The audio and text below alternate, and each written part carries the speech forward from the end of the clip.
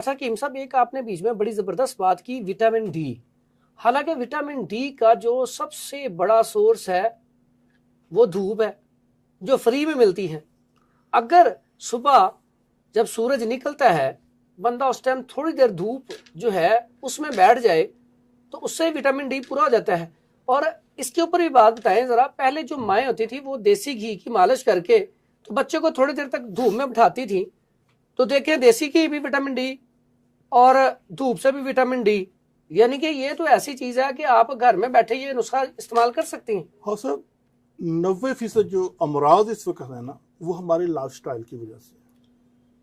इसमें भी ये चीज़ बड़ी काउंट कर रही है कि 2 बजे सोना है, सुबह 10 बजे उठना है। वो सुबह की धूप, वो विटामिन डी कहाँ से हम लेंगे? दिन के वक्त भी हमने धूप में बाहर नहीं निकलना, एसी में बैठना है, ऑफिस में एसी है, घर में एसी है, गाड़ी में एसी है। तो बच्चे भी इन्हीं चीज़ों को देख के तो फिर इस विटामिन डी का शिकार होते हैं। लेकिन प्रोफेसर साहब, इसमें एक बात और भी है। अगर आप शहर में जाएं तो छोटे छोटे घर होते हैं, वहां पे तो ऐसी जो है ना जगह ही नहीं होती कि आप बाहर धूप ले सकें। तो उसमें आप क्या रिकमेंड करती हैं कि बच्चों को रोजाना या हफ्ते में कोई पार्क में लेके जाना चाहिए ताकि वो थोड़ा सा जो ओपन माहौल है उसके अंदर वो थोड़ी देर गुजार सके? हमें अपने लाइफस्टाइल को चेंज करना होगा।